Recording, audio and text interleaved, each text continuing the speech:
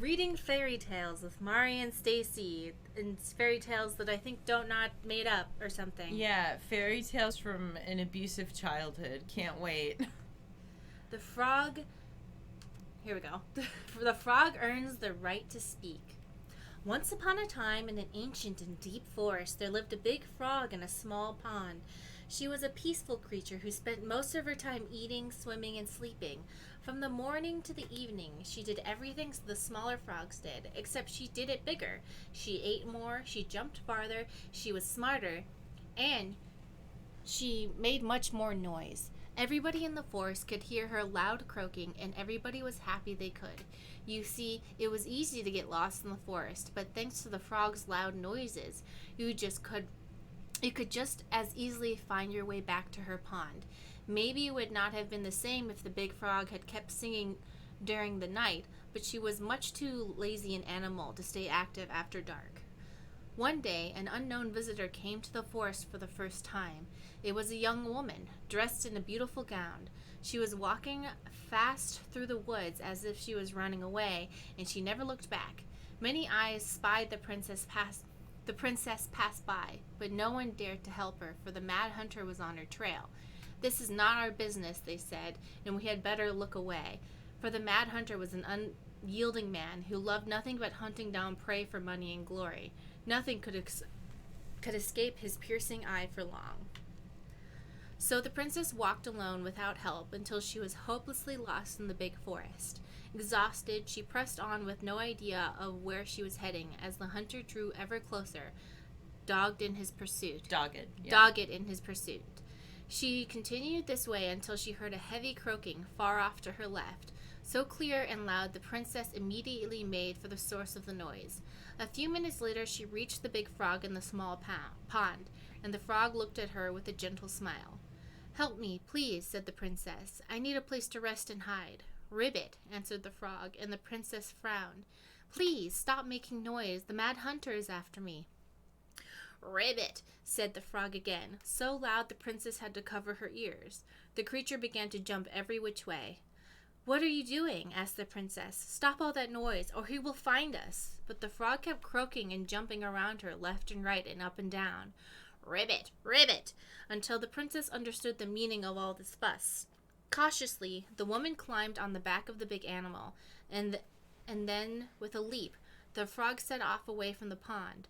The frog jumped so high and so far that even the hunter could not find where the princess had gone. With a few jumps, the princess was out of his piercing eye. A few jumps more, and she had vanished for good. The princess closed her eyes and let her clever mount carry her wherever the creature pleased.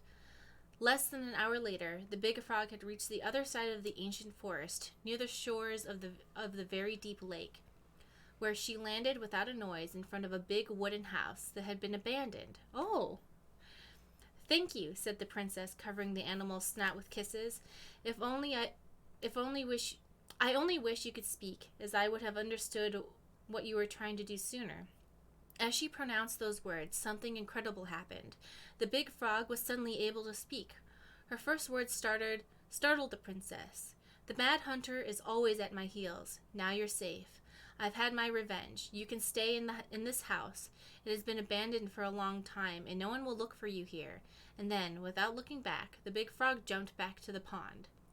And this is how the big frog saved the princess and how she earned the right to speak.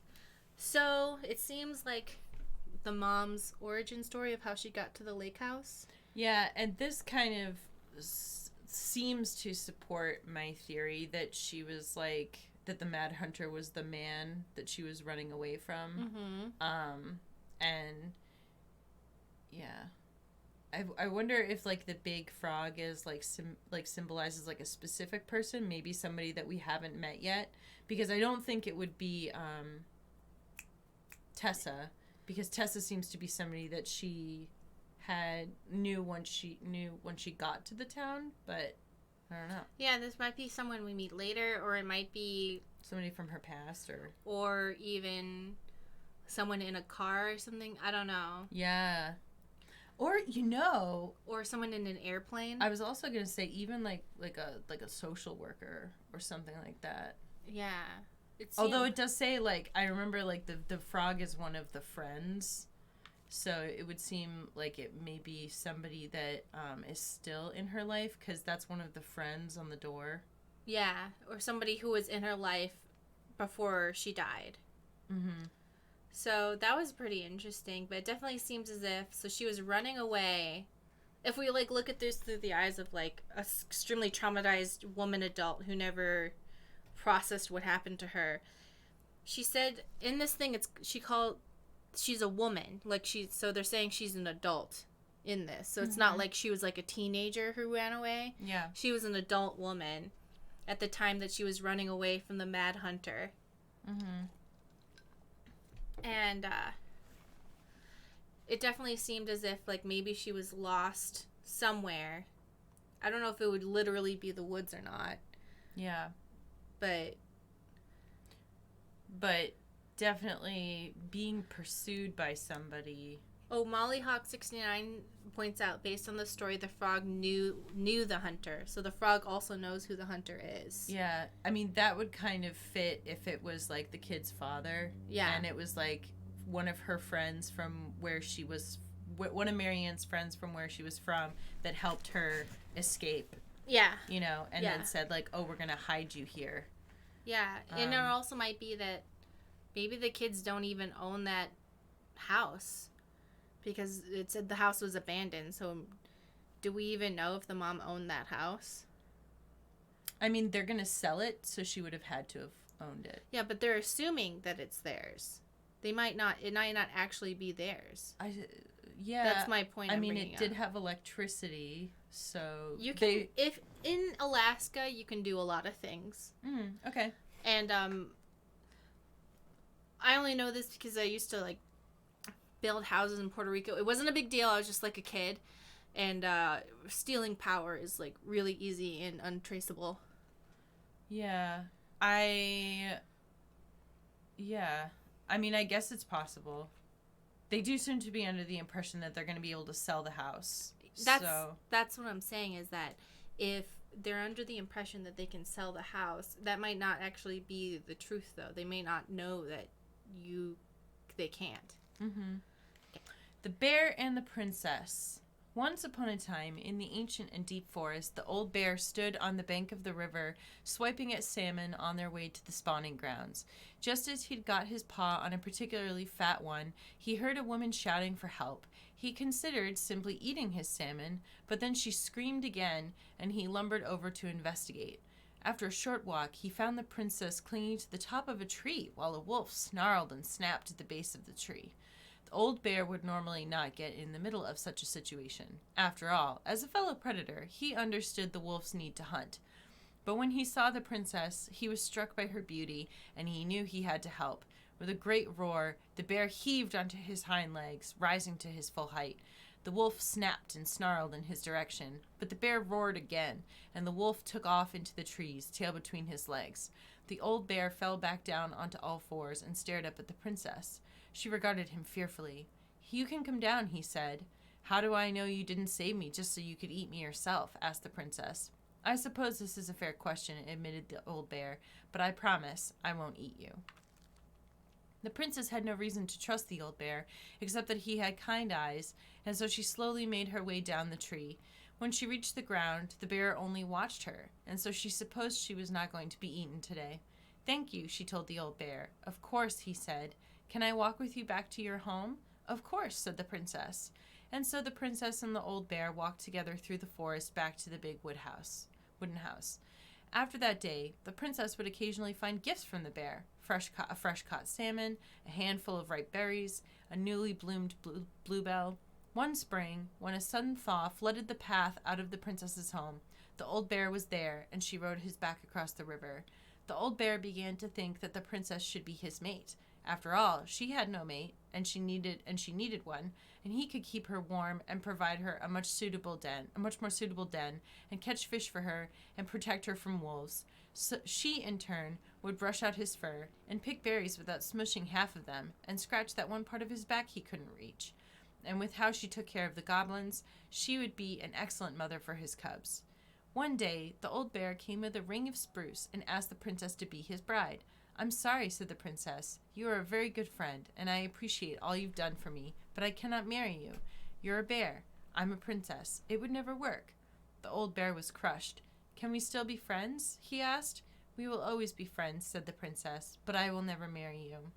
Bear zoned. Yeah, I'm thinking this is Sam. Yeah. The old bear and the princess carried on their friendship, and after 1 year, he tried again to ask her to be his bride, but once again she refused him. This happened 1 year later, and 1 year after that, and then finally the princess said, "Old bear, you are my dear friend, and I appreciate all you have done for me, but I would sooner you have left me to the wolves than marry you, and that is how it will always be. I have my hands full with the 2 goblins who live under my house, and they are all I need." That wounded the old bear deeply, but it was finally enough to stop his proposals. They remained friends, and he continued to give her gifts of fresh salmon and ripe berries and newly bloomed bluebells. But the old bear never again asked the princess to be his bride, much as he might have wanted to. And that is how the princess befriended the old bear and how she refused him. Well, so that's Sam, because he said when, from all of his conversations when you have with him, "I'm a very sad man, and I wish that your mom had married me." Mm-hmm. So the goblins who live under her thing, I guess that's a reference to her kids who like to hang out underneath the house. At least I hope that was a voluntary thing that they did. Well, that's what they said when they found all their toys under there. Yeah. Because that was their little hideout. For him, after still taking care of her house. Yeah, it's okay to feel bad for him, but also know that nobody owes anybody romantic attraction. And it's cool that Sam respected her choice. And maybe I don't think eventually, but if you're asking someone year after year to marry... let me finish. Okay. So, I think it's cool that he still, kept his dedication to her, but also she doesn't owe him any sort of affection, no matter how nice he is to her. And I would say, if I were Sam, to not waste all your emotions and time on somebody who's not willing to give what you feel like you need back. But it's still okay to be their friend, just not, constantly bring them salmon and blueberries and bluebells all the time. I always feel like when I hear about people complaining about being friend zoned, I'm like, if you feel like this person isn't giving you enough back from what you're giving them right now, then don't give them as much, because clearly you feel very drained and you feel like you're not being fulfilled by somebody and you're not getting your needs met. So I would say to anyone who out there who feels friend zoned, you deserve to find somebody who gives you back what you feel that you need, and also the person that you want doesn't owe you anything. I feel like that's a good way to put it. I also feel like society heavily romanticizes persistence, and even in this story it says he asked her to be his bride again and again and again, and I don't really think that that's being very respectful. Oh, it's not. I agree with that. And I think, when somebody rejects your marriage proposal, maybe, move on a little bit. You can still be friends if that's what you want, but definitely don't continue to ask them all the time. Yeah. Well, and it's not I think that it could be possible for someone to turn you down, and then later things change, but they should be the one to then come around to that change, as opposed to just asking them over and over and over. I just I really don't like it how society has all these, you watch some of these romantic comedies from 10, 15 years ago, and the plots are just absolutely nuts in terms of what they portray as normal romantic behavior. This might seem a little offbeat, but romantic comedies with black female leads tend to not have that as much. It's not completely out there, but the ones that I've watched are usually the guy is kind of this background noise of, oh my god, nobody wants me, and then it's usually a journey of the woman learning to love herself and only herself and becoming independent, and then later love coming to her because she loves herself. Mm-hmm. That's always what I like. But with, like, mainstream ones... As opposed to, like, woman gets, like, jilted at the altar and then her best friend, like, stalks her.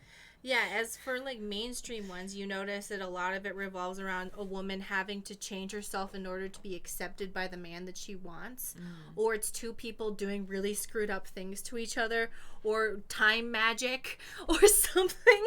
And you're like, wait, what? And then if the rom-com has a black female lead, it'll be, oh, I don't really appreciate all the talent I already have. And, like, she's already the person who is ready to be loved, but she doesn't realize it in herself, and the journey of the movie is her learning her own value. And then the last 10 minutes, LL Cool J comes in and asks to marry you because he loved you all along. He just didn't get the chance because you were in the Alps. Anyway, The Last Holiday was a great movie. Yeah, I just, like, I don't know. As Camel Spider is pointing out, it's the whole, like, a lot of them fall into that trope of, like, the mainstream ones fall into the trope of, like, oh, if you just keep doing enough good things, then eventually they'll love you. Yeah, someone pointed out that The Notebook was that. Yeah, I don't really remember that movie very well. I got 30 minutes in and I was so unbelievably bored. Maybe that's why I liked Red Dragon, because she was, like, pursuing the serial killer. And he was like, do you want to pet a tiger? And she's like, hell yeah, I do. It's been a very long time since I've watched any movie that has, like, romance as the main plot. But I just, like, I feel like, so all my memories, it feels like they're kind of all, like, blurred into just one giant plot of, like, ugh. Sometimes I watch Sex and the City and I hate literally every second of it, other than when Samantha's on screen. Samantha's the best. Samantha's literally the only good character, and sometimes Miranda. You know, and, like, which is so funny because I feel like, at least from what I remember, there were definitely a lot of people who thought that Samantha was, like, really, like, too much and, like, overblown, or that it was kind of like, you know, they viewed it as almost like a satire of, like, feminist woman, like, has to, like, fuck everybody and, like, be the powerful woman. And it's like, right, but because you had this one character that had all of that concentrated so heavily, everybody else is not like that at all. When really you could have made everybody a little bit more, like, or just had some more, I don't know. Someone's saying balance. Carolee and Charlotte really do suck. So Carolee was technically supposed to be a mixture of Charlotte, Miranda, and Samantha, as in, like, the modern woman, like a sexual person. Oh, but I also want a family, but I also want a career, blah, blah, blah, blah. I think Charlotte, in some ways, was way better than Carrie. In some ways. A lot of ways, Charlotte kind of really super duper sucked. But Carrie, oh my god, I think she might have been if it was, people would watch Sex and the City now as we watch You today. This TV show You, not Stacy. Me, Stacy, yeah. If you've seen the show You on Netflix, it's about a guy who's a stalker in so many words. Oh, Carrie is like that in the show. Yeah, I just started listening to the audiobook. It's fantastic. Yeah? And it's even creepier because it's literally like, so you know how in the show, it's like you do get Joe's narration of what he's doing and his creepiness, his inner monologue, but the whole book is his inner monologue of like what's happening and everything. And I just feel like it really ups the ante on, like, how creepy it feels to hear this guy. Oh my god, and, like, the things that he says, and I'm just kind of like, wow, this is... Dude, if you watch Sex and the City now, I'm like, these are the same vibes. She is... Everyone, like, Big is painted as this awful person, but I'm watching it and being like, Big is trying to escape you. Like, this is crazy what you're doing to this man. Oh my god, like... They get in a fight, and she was like, and then I decided he wasn't allowed to sleep either. So she does this thing where she brings him ice water and puts it over his head because it's for his headache, but she's just waking him up on purpose. And it was like, what? And she like hits him and slaps him, and she has sex with his wife and then stalks her and like all this really crazy stuff. And I was like, what in the world are you doing? Next episode, you're the main protagonist? What's the next story? Yeah. The beaver fixes the house. I thought it really looks like feces, doesn't it? To me, it looks like kisses. Ah. I always want to misread it as kisses, but that's not what it is. Okay. Once upon a time, in an ancient and deep forest, there lived a wise princess in a big wooden house. All right, so these are definitely told by the mom. The one night, a particularly violent storm shook the house. It shook the shingles on the roof and the planks in the walls. It even shook the beams on which the house stood, blowing the whole thing near to the ground. The princess hid in a closet, fearing the house would come down on her as she slept. In the morning, the house was still standing, but it was badly damaged. The storm has blown shingles off the roof and planks off the walls, and even bent a post upon which the house stood. The first two things she could fix, but the last concerned her. What will I do? Despaired the wise princess, for though she knew many things, she did not know how to fix the big wooden house. Just then, the old bear came to see if the princess had any trouble in the storm. When he found her nailing planks back into place, he said, "Stop, princess. Let me do that for you." "I'm happy to do it," said the princess, "but if you want to help with the roof, you may." When the pair were done with the roof and the walls, they examined the bent support post. "I could throw my body against it," said the old bear. "I'm very large." Okay. I'm like imagining that guy. I could sacrifice my whole body. We're not asking you to do that. Yeah. He stretched up onto his hind legs, being sure the princess could appreciate how very large he was, then charged straight at the post. He threw his body against it with an impressive thud.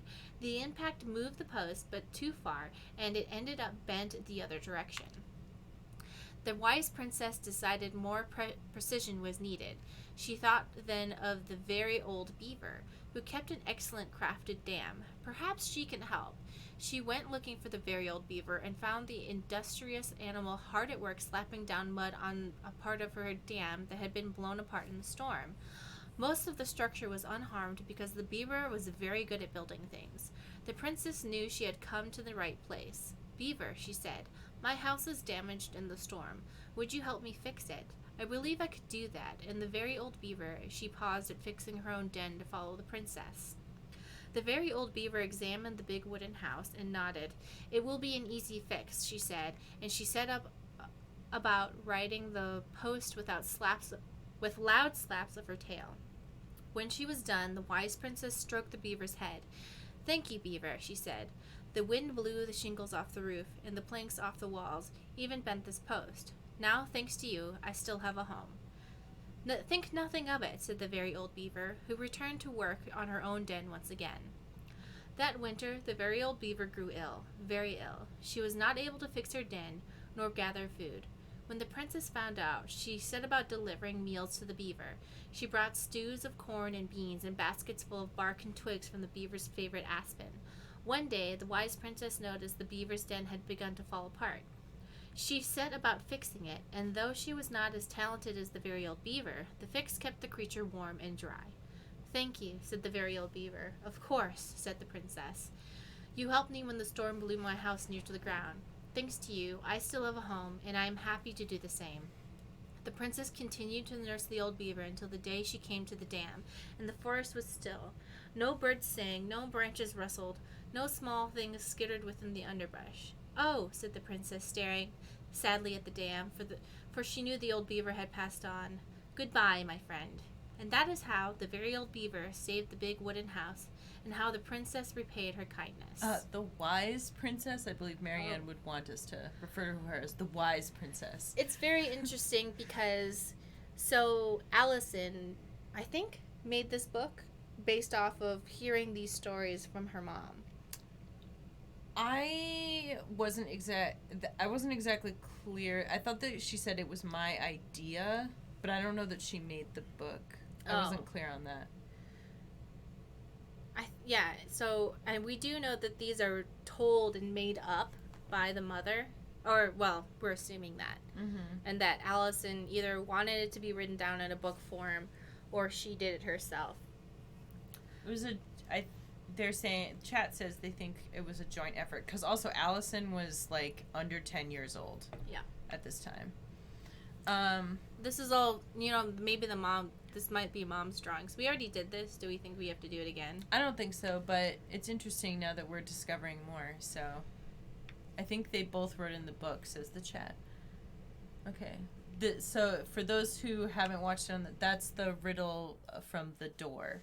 So, the Goblins and the Ice Cave. Once upon a time, in a deep and ancient forest, the crafty goblins were playing near the glacier when they discovered a hole in the ice. They crept through a... Oh, sorry. Oh!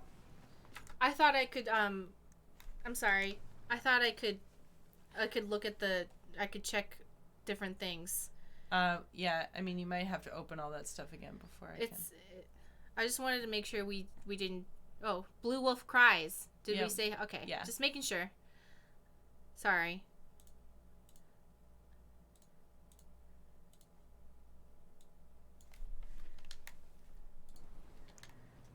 Okay. They crept through a gradually widening passage and found themselves inside a spacious ice cave. Light spilled down the undulating blue-white walls in a way that made them look like electric waterfalls, and a column made up of hundreds of icicles stood in the center. This was a time before the goblins had settled beneath the old wooden house, and they had nowhere to live. Perhaps we could live here, they said excitedly. Moments later, the sound of stomping feet interrupted their play, and they realized that perhaps someone already lived there. They hid behind a boulder to wait and see who was coming. The old bear sauntered into the cave, shaking powdery snow from his coat. He let out a giant yawn and lay down in the corner on a pile of tree boughs, snoring within seconds. When they were sure he was deep asleep, the goblins conspired to claim the cave for themselves. They chipped away at the glacier until they had filled a basket full of ice, then hid once more behind their boulder and started tossing chunks of it on the sleeping bear. Old Bear was not the smartest creature in the forest, so when he woke up covered in ice, he roared, "My cave is collapsing!" Then he lumbered to his feet and ran outside before the whole thing could come down on top of him. The goblins crept out after him and did a loop before coming back to find him sitting outside. "What happened?" they asked. "My cave. It's collapsing," bemoaned the old bear, "and it's time for me to hibernate. Where will I stay for the winter?" It had not occurred to the goblins that the old bear had settled in for the winter, and they felt a little bad. But they did not want the old bear to know what they had done, so instead they offered to help him find a new den. Together they searched. They inspected cavernous stone and hollowed trees and deeply pocketed knolls. Nothing they found was as beautiful as the ice cave, but the old bear settled on a packed Carthen? Here.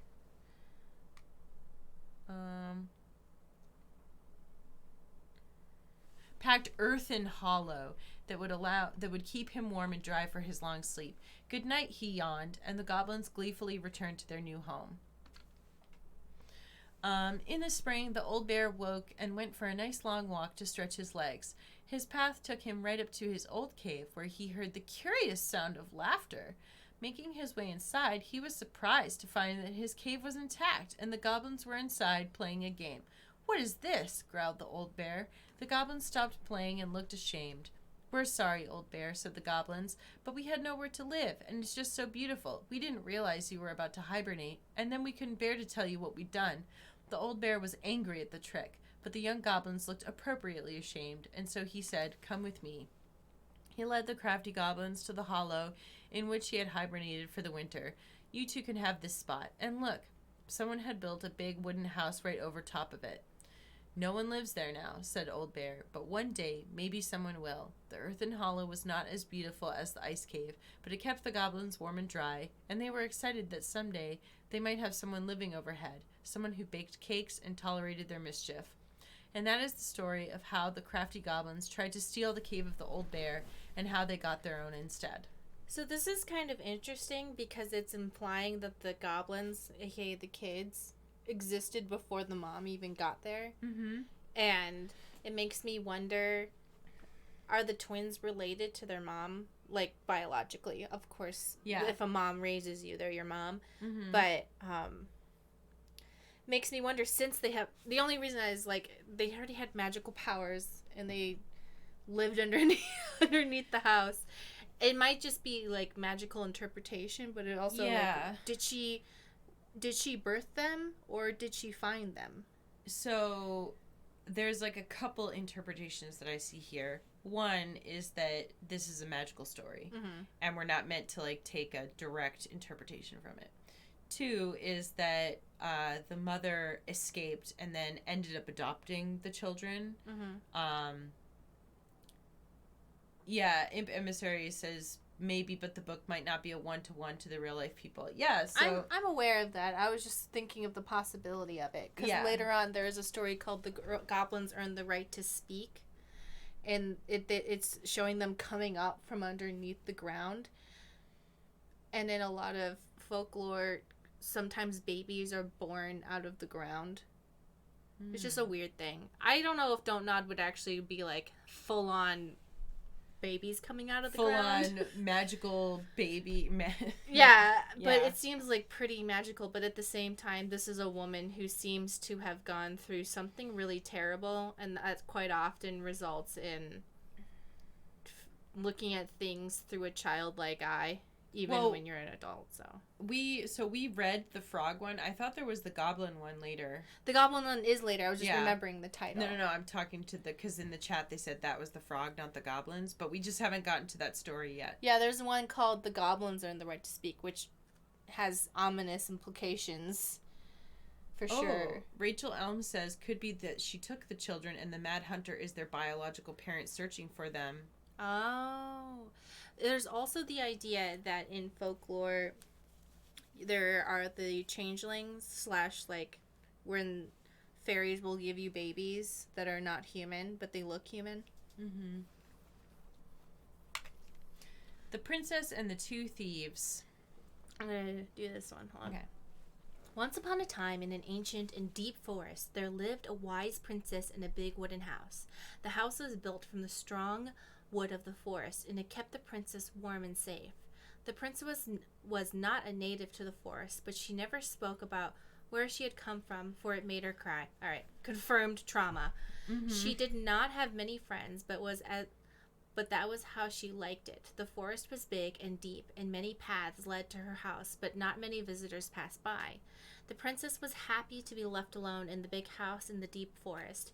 She knew that the forest would provide for her, but that its generosity had to be respected, so she only took what she needed. As for a long time, life was just fine for the princess in the big wooden house. One winter day, when snow banked the earth and ice bent the trees low, the wise princess realized that food was disappearing from her house. It was not much at first. Only a few fruits and nuts and eggs vanished during the night. Maybe it's the bird, she said. Or the mice. And for a time, the princess was okay with losing some food, for the winter was long and little creatures needed to eat too. But then, small items started to disappear as well. Spoons and plates, forks and knives, and blankets. It was as if every time she was in one part of the house, something disappeared in another room. That can't be birds or mice, said the princess. I think I have a thief. So she went outside to look for traces in the snow and noises in the wind, but there was nothing to be found nor to be heard. That's strange, said the princess. Maybe the thief is hiding inside my house. For many days she hunted, looking behind the curtains and under the bed, in the attic and the chimney, behind the poles and under the carpets, but she found nothing. And as she searched, food kept on disappearing, night after night. I will make cake, frowned the princess, a big cake with every egg and fruit and nut I have, so that I only have one thing to keep my eye on. She spent the whole day making the cake and using everything she had left. The cake she made was so big she could hardly carry it. If I manage to protect the cake, I'll be able to survive the long winter, she said. So as she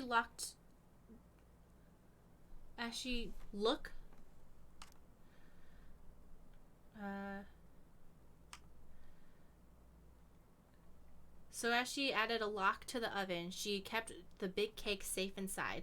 But the next morning, the lock had been opened and the cake had disappeared. At first, the princess cried because that cake was the last of her food until the snow melted. But then she noticed 2 trails of tiny feet in the spilled flour, and she followed the tracks to a hidden hatch in the floorboards. This is how the princess realized that 2 tiny thieves were living under the wooden house right below her feet. My out there, see, isn't that? Sometimes I wonder, some parents kind of see their kids as like, why are you eating all my stuff? But I don't know. I was going to add, somebody in the chat mentioned the mythology of Delos. So, because it's like a Greek sacred site for ancient Greeks. So I was going to talk about that if you wanted to hear about it. Delos? Mm-hmm. Okay. Because their town is called Delos Crossing. Oh, cool. Tell me more. Delos is a floating island in Greece as the birthplace of Artemis and Apollo. Oh! Yeah. Oh! It was a major sacred site for the ancient Greeks, second in importance only to Delphi. And their dad was Zeus, and he wanted to take them to Olympus. Yeah, I remember just off of the top of my head. According to Greek mythology, Delos was the birth of the twin offspring of Zeus by Leto. When Leto was discovered to be pregnant, Zeus's jealous wife Hera banished her from the earth, but Poseidon took pity on her and provided Delos as a place for her to give birth in peace. Blah, blah, blah, blah, blah. Zeus saved her, blah, blah, blah, blah. The other goddesses gathered there to help Leto during the labor. Hera stayed away. Blah, blah, blah, blah, blah. It doesn't say anything about Zeus trying to bring her back, but... No, Zeus wanted the children because he was, like, looking down on the earth, and he saw the 2 of them, and he was like, oh, these are more than demigods. These are full-on gods. And he brought them both up, and he asked what Artemis wanted, and she said, I want to always be a maiden forever. Like, I never want to have sex. And I want to be young and never have sex. And I also want to be a hunter. And I want a bow. And I want a bunch of other stuff. And everyone's like, you're so cute, you can have whatever you want. And Apollo was like, I want to be the sun god and be cool. And so Zeus was like, well, you're both so beautiful, you can have whatever you want. So... Oh, Zeus only cares about his lineage, rarely about the women he seduces. Yeah. Artemis is very relatable. Yep. She also killed people who dared to look at her naked.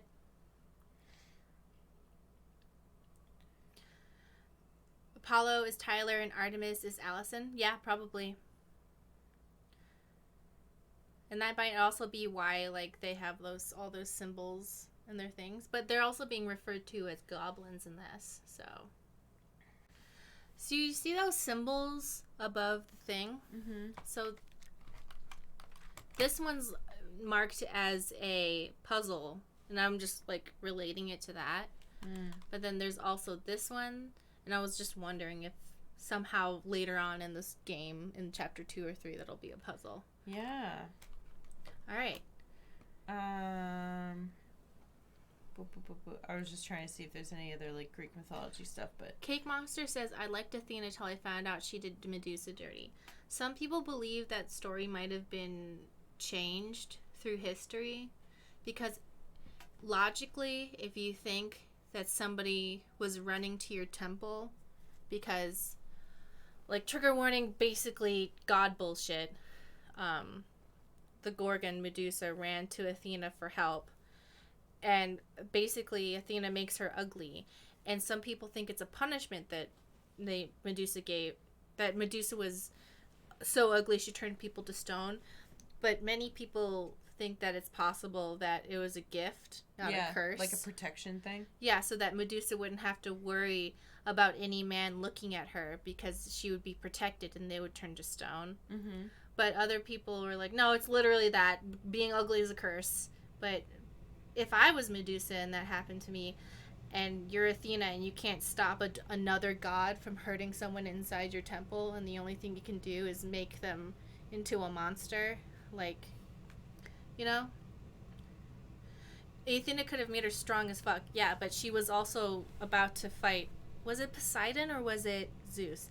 One of those fucking assholes. Like, how is she gonna fight against the other gods? You know? Yeah. Didn't Athena also send Perseus after to kill her, though? I don't know. You have to realize that these have been retold by men over and over. Oh, this is such a sweet story time. Do you guys have your cozy drinks? Also, speaking of cake for my sister's birthday, when we were kids, I ate a quarter of it, but my mom fixed it and turned it into a waterfall with Polly Pockets at the beach. Oh, that's so cute. Yeah. that's a good point, Heck Me Up. And you're very strong. Do you want me to read this next one? Yeah. Oh, is it my turn or your turn? It's my turn. Okay. The princess makes new friends. Once upon a time, in an ancient and deep forest, there lived a wise princess in a big wooden house. She had been living alone just fine for a very long time, until the day she noticed food and small items were disappearing from her house. The thefts went on until the day her last cake, which had been made with the last of her eggs, the last of her fruit, the last of her nuts, and the last of her flour, well, that last cake was stolen too. And all she found at the scene of the crime were 2 trails of tiny feet in the spilled flour, leading to a hidden hatch in the floorboards. The princess did not try to open the hatch, nor did she try to break it. She was too tired and too hungry. All she could do was cry in silence, alone in the big wooden house, hidden in the ancient and deep forest. She cried for a long time, until evening arrived, and then she cried some more. Suddenly, a tiny voice came from under the house. "What is that noise you make?" it asked. "We do not like it, not one bit." "I'm crying because you two are mean to me, whoever you are. You stole all the food I have, and I will starve before the end of this long and cold winter." The hatch opened just a peep, revealing 2 frowning faces peering out from the darkness of their hideout. "But we are hungry too," said the second creature. "We have been hiding in this cave for a long time, and now the winter is upon us and we need food." The princess dried her eyes and smiled at the 2 goblins. "If we were friends, we could share the cake you stole from me." The 2 thieves spat and smirked. "A friend? What is that?" The princess frowned, for she realized that the 2 tiny thieves were as lonely as she was. "A friend is someone you love and care for, someone you would never hurt." "We never hurt each other, and we care for each other," said the goblins at the same time. "Does that mean we are friends?" "Yes, that's exactly it. And if we were friends, you would not hurt us?" "Of course not. Friends trust each other." The goblins shook their little heads. "We trust no one, for no one trusts us." Their words made the princess cry again, for now she understood that the 2 creatures were not only as lonely as she was here in the big wooden house, but they had been lonely since they were born. "You are making that noise again," frowned the goblins. "Please stop that, for it makes us feel unhappy. Are you a witch? Is this some sort of magic?" "It makes you unhappy because we are friends," said the princess. "But we don't know you, and you are not like us. Sometimes friendship comes right away, even between people who are very different.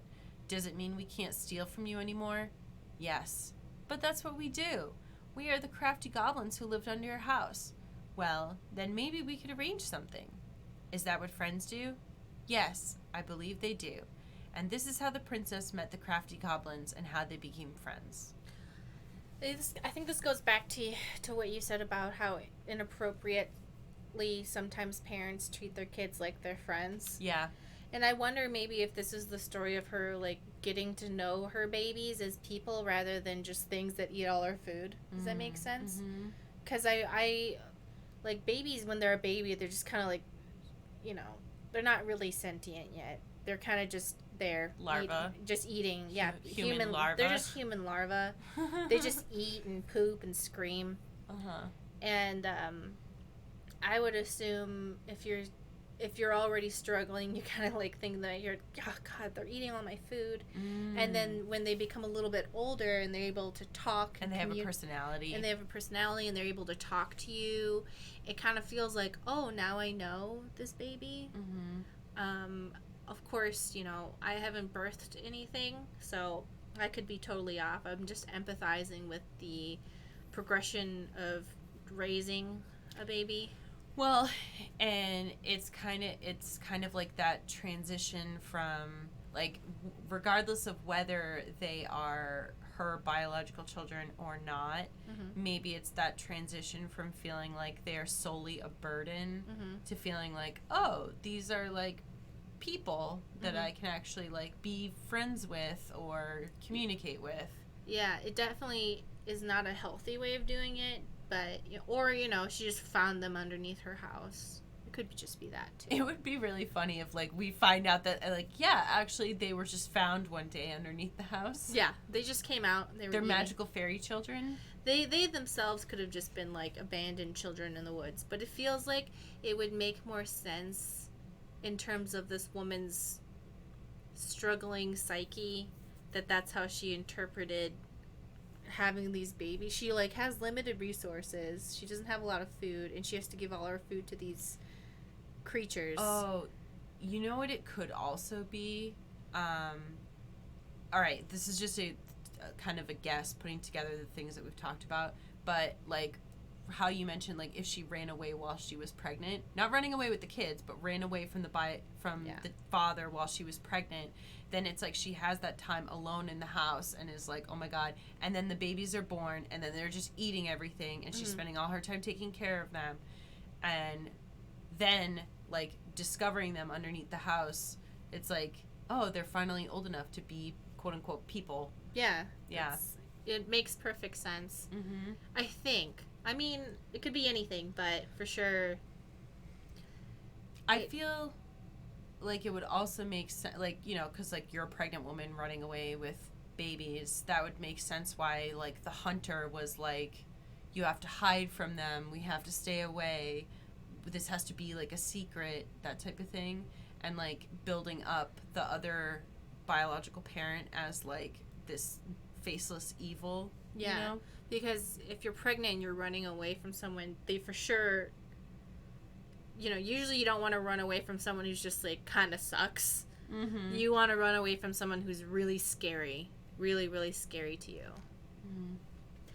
The Bear's Big Paws. Once upon a time in a deep and ancient forest, the old bear was out looking for a snack when he spied a bee's nest in a hole high up a tree. The tree was dry and brittle, but the old bear was hungry, and so he made his way to the nest. But when he got there, he found his giant paw couldn't fit in the hole. Determined, he tried to force it inside, but the effort caused the branch below him to snap. The old bear tumbled to the ground and landed in a painful oomph. He lay there, stunned from the fall, when all of a sudden something bit him. The bite was followed by another and another and another. Carpenter ants were swarming up his legs. You see, they had been nesting in the branch, and they did not appreciate being forced in their home. The old bear howled and jumped to his feet to dance around as he swatted and snapped, but his big paws couldn't do much about the tiny ants. Ooh, this looks like it has been edited. Interesting. When he had finally managed to squish or scare them all off, the old bear heard something laughing. The crafty goblins had seen the whole thing. Clumsy old bear, they teased. Those big old paws weren't good at anything, are they? And they sped off, leaving old bear's pride hurting just as bad as his body. He lumbered through the forest, hungry and sad. Maybe I'm just a clumsy old bear, he moaned, and my big old paws weren't good at anything. At that moment, the old bear heard a sad, sad noise. What's that? He wondered as he followed the sound to where a mountain goat stood atop a boulder high on a hillside. Old bear, she cried. Old bear, please help. My kid is stuck. Sure enough, a tiny mountain goat was strapped inside the stone, bleeding sadly. The old bear began to walk towards them and then stopped. I'm probably just going to make it worse, he thought. But then the goat kid started to bleat even louder, and the old bear put away his fear. He climbed up to where the goat was trapped, careful where he stepped and trying not to think of how he had only just fallen out of a tree. Every now and then, the ground would slide away from under his feet, but he kept going. When he reached the goat kid, he put his mighty paws against one of the boulders and began to push. At first, it didn't budge, but he dug in and pushed even harder. Finally, the boulder parted just wide enough to let the kid scramble to safety. The old bear released the boulder and let out a roar of triumph. Roar! Thank you, gushed the mama goat. And she and her kid bound up the mountain. The old bear watched them go without a smile, and then made his way back down the hillside, wiggling his rump in triumph as he went. To his surprise, the crafty goblins waited at the bottom of the hill. We saw the whole thing, they said. We were wrong. You aren't just a clumsy old bear. Your paws are good for helping others. The old bear forgave the goblins for doubting him, but he had doubted himself just as much. He never again thought his paws weren't good at anything, even though sometimes they weren't always great at everything. And that is how the old bear proved that his heart was bigger than his paws. So, I wonder what it says underneath. Yeah. If you look closely, you can see. Yeah, you can see it a little bit if you if you come back to this and do some editing, you can see what it says. So I kind of wonder if, so I know that so Sam is portrayed as a drunk, but I guess he might have not always been a drunk. Not just that, I think that sometimes people who write stories use alcoholism or drug addiction as shorthand for bad person, and when in reality that's not always true. Somebody can be a drunk and just be sad, or you know what I mean? It doesn't always mean that just because somebody is an alcoholic or a drug addict doesn't always mean they're going to be a violent, evil person. And so I wonder, not that him that necessarily makes his treatment of the mom okay or anything, but it's possible for somebody to be complex enough that especially when it's a real person and not just a cartoon character, for them to have more than one quality. So wait, I wonder. What is this? I don't understand. I'm saying that. So the first episode of Tell Me Why, they're he's drunk, and you find out that he gets arrested at the police station, blah blah blah.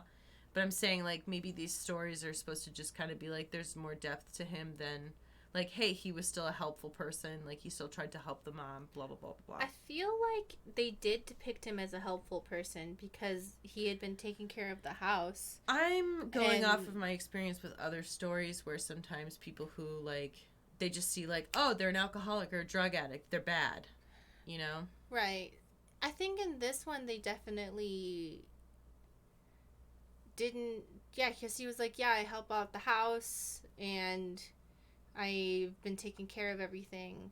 He just came off really aggressive, and I just don't like really drunk men in real life. Not just when they're drunk. It makes me nervous. The moon hag loses her name. Oh, gosh. Okay, I don't know what this is going to be about.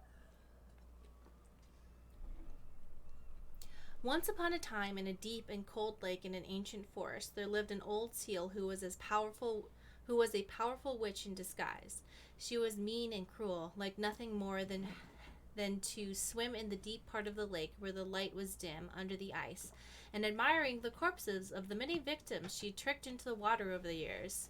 Well, that's what she likes to do. She was so hateful that only the cold water of the lake could keep her cool.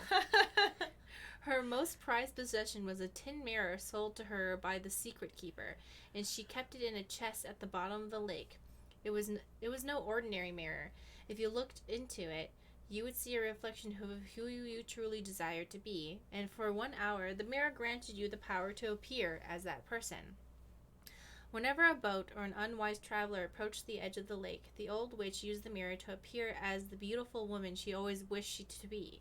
With this disguise, she lured the unfortunate sailor or wanderer into the deep and cold water. There, the old seal forced the victim to become her servant, and when she was done with them, they joined her collection of corpses in the deepest part of the lake. Good for her. You know what? She's doing her. Oh my god, there's dead people. Oh, yay! Good for them. On the bottom. One day, when the old seal swam down to her den under the lake, she discovered that someone had stolen her mirror. The chest where she kept her most prized possessions had been forced open, and now it was empty. Who would have committed such a crime? Who dared to deprive her of her only treasure? The old seal went mad, and her anger heated the water of the lake around her. For a time, everyone was happy with the temperature change. for the weather suddenly became sweeter and the air warmer. But after a few weeks, things started to get ugly. First, the fish began to die off, for they could not live in the hot water. Then the glaciers began to melt, and the water of the lake rose and spilled out, flooding the forest and the meadows. And finally, the weather grew so hot that even the Ice King himself was awakened from his long sleep and decided to see what was going on. In the deepest part of the lake, he found the mad witch steaming among the corpses her victims. Probably, it's supposed to probably They of her typo. victims. Yeah. So angry that the lake was about to boil. It only took a few minutes for the Ice King to understand what had happened and demand that the thieves present themselves before him. The thieves had no choice but to appear, for no one dared to disobey the Ice King. The crafty goblins presented themselves, mirror in hand. "Why did you steal the mirror?" asked the king. "We were curious. We just wanted to see what we really wanted to be," apologized the goblin. "But the stupid thing is broken. We looked the same." "That does not mean it did not work," smiled the Ice King. "Now, apologize and give the mirror to me, for it is too powerful to be used by thieves or a mean old hag." The goblins apologized and gave the mirror to the Ice King, but the old seal was still angry. "And what about me?" she asked. "I have been deprived of my treasure, and I demand compensation." The Ice King frowned as he spoke again. "Old hag, you are mean and cruel, but I concede you have been wronged. For now, you will be allowed to leave the lake and walk the earth as the hag you really are, but only when the moon is full. And you, goblins, you had better stay away from the lake, for I won't protect you from the boon hag's wrath." And this is how the two goblins forced the moon hag to change her name. This sounds almost like it could have been an incident from childhood where, like, they're little kids and they, like, took something from someone that they weren't supposed to. Mm-hmm. And then they got, in trouble or disciplined by somebody else. Who do you think the Ice King is? I don't think it's somebody that we've met yet.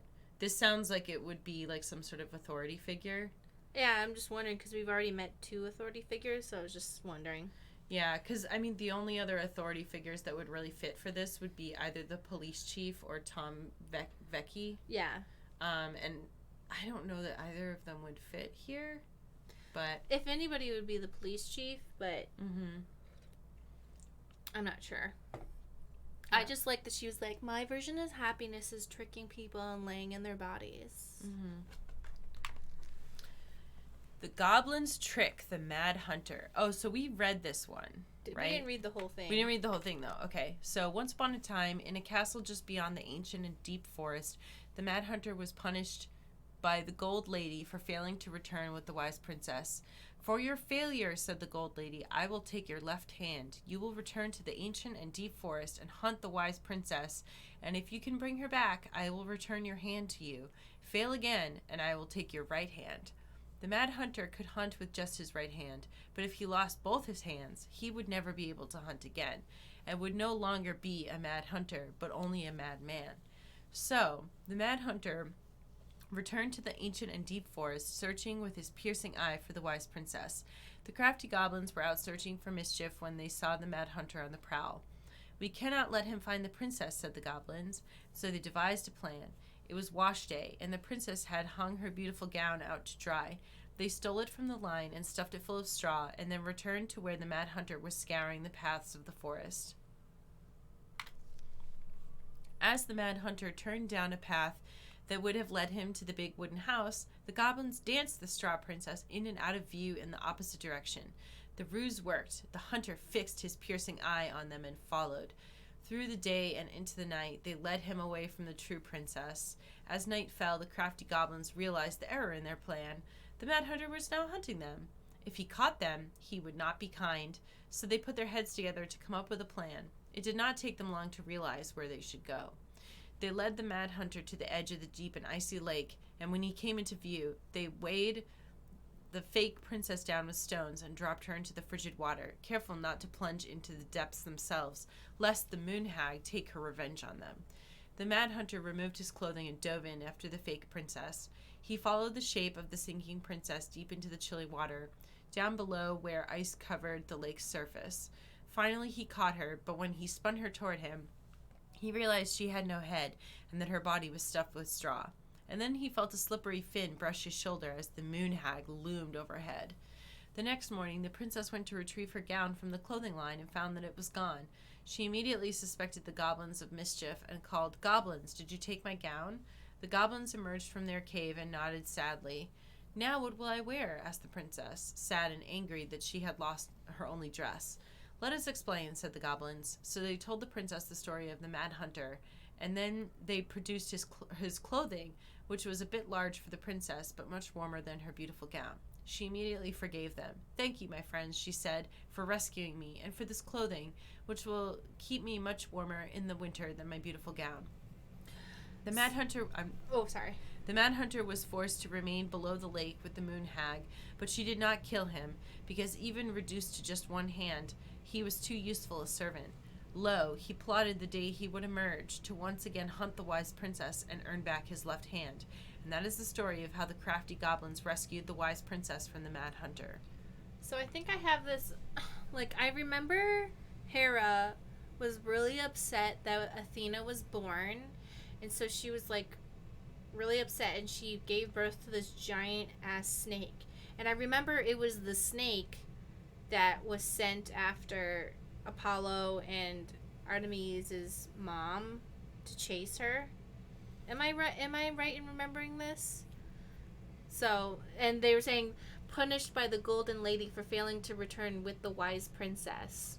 So I think what's really interesting is that they say that when their mom died, she fell into the water. And this story is about how they put a fake princess in the water to trick the hunter into thinking that the princess was in the water. Oh, no, I was just talking about specifically the Golden Lady, a side thing. Yeah. She also did give birth to the god of whatever it's called, blacksmithing. But she did also give birth to a giant snake and nursed it on her boobs. Oh, I'm thinking about Hercules. Okay, never mind. That was Hercules' mom, who was chased by a snake. Everybody's just getting chased. It sucks. Mm-hmm. Imagine being the goddess of marriage and your husband's just constantly cheating on you. I'd be upset, too. That may have just been her thing. Oh, yeah, okay. The Pelican helps her friends. Once upon a time, in a deep and ancient forest, an early winter storm blanketed everything in snow. It was so early in the year that the creatures of the forest were not yet ready for an ordinary winter, much less a bad one. Everyone agreed the storm was a sign the Ice King had plans for a long, cold winter. The princess had grown up in a kingdom where it was sunny all year long. Oh, so she's from the south, and the goblins were very young. So no one in the big wooden house knew how to prepare for such a winter. So it does imply that the goblins, the house was not well insulated, and they did not have enough fuel or food. Only the pious Pelican noticed their plight. Pious. Yeah. No, Pelican noticed their plight. Oh, yes, that makes sense. Pious, godly. Yeah, so that's what's her. That's Tessa. Mm-hmm. And when it came time to fly south with the other birds, her heart was heavy with sadness. What can I do, she thought. I'm a migratory bird, and if I were to stay, who would look after my flock? The time came to go, and the Pelican struggled to take flight. It felt as though a leaden weight were stuck right in the center of her chest. What can I do, she thought. I'm a migratory bird, and if I were to stay, who would look after my flock? She managed to take off, but only just barely, flapping fiercely to catch up with the other birds. As the pious Pelican began her journey, the storm picked up, battering her to and fro. She had fallen well behind the flock, and she was already growing tired. But for all her challenges in the air, she could tell things were much worse on the ground. A deep freeze had settled over the forest. The leaden weight in her chest grew heavier as she thought of the princess and the goblins. What can I do, she thought. I'm a migratory bird, and if I were to stay, who would look after my flock?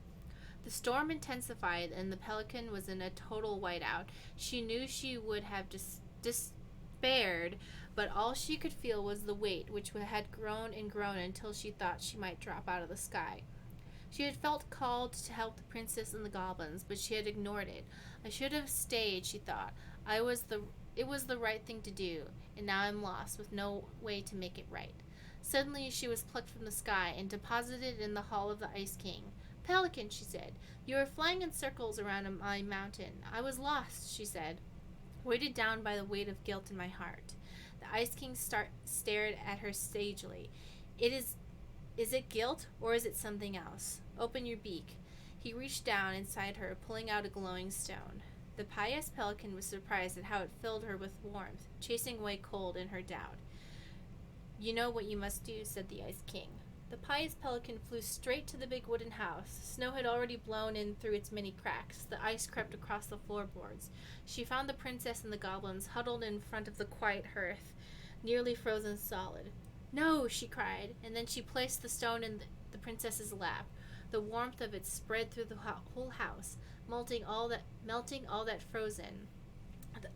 had frozen. The princess threw her arms around the pelican's chest, and the goblins clung to her legs. Thank you, they cried. You're welcome, said the pelican, smiling in deep satisfaction. What is that? Asked the princess, staring at the wonderful stone. At first, said the pelican, I thought it was my guilt, but when the Ice King pulled it out of me, I realized it was something much more powerful. Just then, the storm broke, and the skies cleared. The pelican filled the big wooden house's larder with food from her beak, and then she took to the skies, lightened by the knowledge that through her charity, everyone in the big wooden house would be warm and fed until spring. And that is the story of how the pious pelican saved the wise princess and the crafty goblins from the long winter. So I guess it would make sense because she might have been a seasonal worker and then she became a full-time, all-year-round person to make sure her friend was okay. Yeah. Or... Because she says... Because we know that... Or it's implied that she's from the Philippines, I think. From her food. I think so. So it might not... But she's married to Tom. So I don't know, like, at what point they settled in... Alaska. Because they were saying, I'm a migratory bird, so I was wondering if she was just a seasonal worker, and then she decided to stay because she liked the area and she wanted to take care of the kids and stuff. The goblins, so this is the one that we were talking about. The goblins earn their voice. Okay. Once upon a time, in the deep and ancient forest, the crafty goblin spied on the secret keeper as she made her rounds, gathering up secrets that the animals of the forest had for sale. How, said the first goblin, does she get people's secrets? Do you suppose she peels open their heads? Let's find out, said the second. And so the goblins watched the secret keeper. They watched her until the stalwart moose came to her, head hanging low. It was my fault. I chose the uneven trail. I can't bear to remember. The secret keeper nodded and gazed into stalwart Moose's eyes. Though the goblins couldn't hear anything, they knew she was speaking to the moose, for the secret keeper spoke in people's minds with the gift of the voice. Oh, this is talking about their power. After a few minutes, the stalwart Moose blinked. I feel lighter, said Moose. Did I just give you something? The secret keeper nodded, handing him a coin. The stalwart Moose nodded and plodded down along the trail. He spied the goblins hiding in the woods and narrowed his eyes, for he knew the goblins were often up to mischief. The two goblins whistled innocently, and the moose was forced to carry on because they were not doing anything obviously bad. I need to know what the secret was, said one of the goblins. Let's go buy it. So the goblins approached the secret keeper before she could stow away Moose's secret. We want to buy Moose's secret. What do you have to trade? Asked the secret keeper, her voice filling their minds. The goblins produced a silver-handled hairbrush they had stolen from the princess, and the secret keeper nodded, for that is how the goblins came to know that Moose's mate had tumbled down a cliffside to her death. Oh my god. The secret keeper moved on. The first of the goblins said, I want to know more. So the goblins followed the secret keeper, hoping to find where she hid the secrets. They followed her to the peak of a nearby ridge and watched as she stowed the rest of the day's secrets high in a cloud. When she had gone, they climbed a high spruce tree that disappeared into the misty sky. They reached out and just managed to dip their hands into the clouds. Their heads were filled with memories, and they snatched their hands back out as if they had just thrust them in boiling water. Tears poured down their cheeks. That was how the secret keeper found them, crying in the tree. "You stole my secrets," seethed the secret keeper. "Give them back." The crafty goblins stopped crying because they saw an opportunity. "What will you give us in exchange?" they asked. "I will give you back the silver-handled hairbrush," offered the secret keeper. "For so many secrets, pshaw, you have to offer more than that." "What if," said the secret keeper, "I shared the gift of voice?" The crafty goblins grew excited. "That will do." So the secret keeper shared the gift of voice with the goblins, and immediately they found that they could hear one another's thoughts and feel each other's feelings.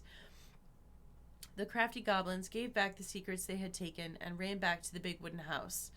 There they found the princess preparing food.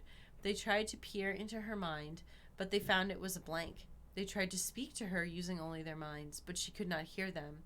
It seemed the secret keeper was craftier than the crafty goblins, for she had only shared enough of her power to let the goblins use the gift of voice with each other, and not with the whole forest. Ooh, that's so interesting. And that is how the goblins stole the gift of voice from the secret keeper, but why they could only use it with each other. That was cool. Mm-hmm. So, I wonder who that is, or if we ever meet them, or if that's just A representation of, like, where their power came from. This seems like one of the stories that the kids wrote, though. Mhm. Because how would the mom know? Because it's implied that the mom had no idea that was true. Mm-hmm. The big frog is punished. Once upon a time, in an ancient and deep forest, there lived a big frog in a small pond. She was no ordinary frog, for she had been given the gift of speech when she saved the princess from the mad hunter. From the morning to the evening, she did everything the other frogs did, except that she knew how to speak. Everybody in the forest could hear her loud voice, and everybody was unhappy with that, because she never stopped babbling.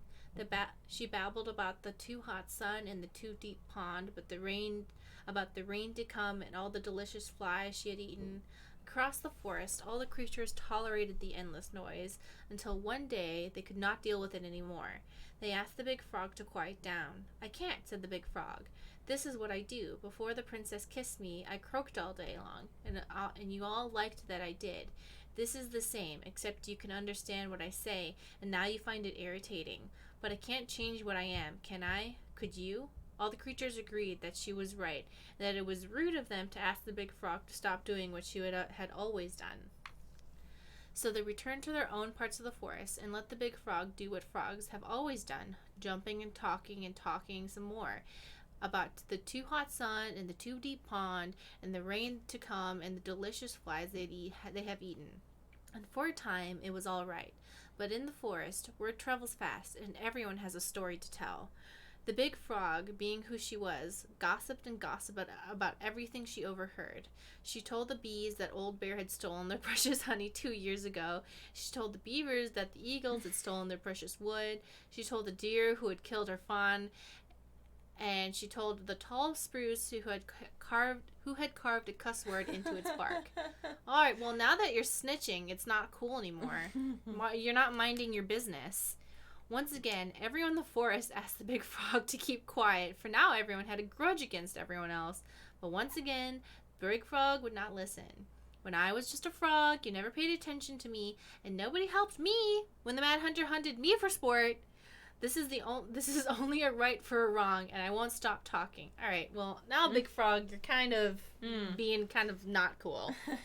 When you were just, like, running around screaming, it was cool. But now you're just causing drama and then using, like, "I can't believe you guys are attacking me again." Like, okay, but the fuss went on, and the noise was so loud that the Ice King himself awoke and decided to see what was going on. "Silence!" bellowed the king, and even the big frog stopped babbling. Once the forest was quiet again, the Ice King patiently listened to what each and every animal of the forest had to say, until finally he made his mind. "Big Frog, you have abused the gift of speech, for you have only used it to get revenge. Despite knowing that words can be hurtful, you threw them around without caution, and you caused too much trouble." The big frog opened her mouth to protest, but the Ice King raised his finger before he could say another word.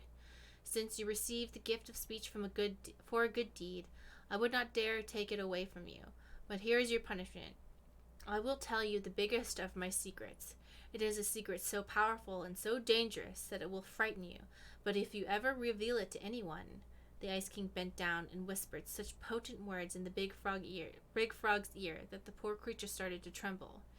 Now, go on about your business, all of you, and try to forget what the big frog told you, for you are all living in the forest and you have nowhere else to go. And this is how the big frog irritated the Ice King and how she was punished. Ice King, you kind of made a bad choice here, I feel like. So, I'm not saying that this is like a theory because it doesn't, like, I don't know if it exactly fits because we don't know enough about it yet, but Just go for it. I could see this hinting at something like the person who helped the mom escape eventually ended up blabbing to the hunter about where she was, and that's how the Mad Hunter found her. Yeah, and also, like, what's the secret that the king told her, you know? Mm-hmm. What's that about? What did they know? Yeah. Something so horrible. The Ice King's secret is that he's the frog's father. You've given the big frog information. Logically, if I was the Ice King, I'd be like, I don't know if it's punishing the blabbermouth with a secret is there very nice. They're gonna. I mean, but I think the point is that... I'm just making a joke. Oh. Well, we can't have any jokes around here. No laughing. The goblin saves the old beaver. No, what were you going to say? Do you want me to read this one? Yeah. Wait, did I read it? Oh you just read the last one, yeah. Okay. I'm out of here. I'm gone. The goblins saved the old beaver. Once upon a time, in a deep and ancient forest, winter gave way to spring in a sudden burst of warm air that melted all the snow and all the ice all at once. The river swelled until it could no longer hold all the water in, and then it spilled out to create new rivers in places where no one was expecting them. The whole of the forest went into a panic, looking for shelter from the rising waters. The very old beaver had been working on her dam when one of those new rivers came rushing right at her. She screeched and squealed, but whatever direction she ran, more water appeared.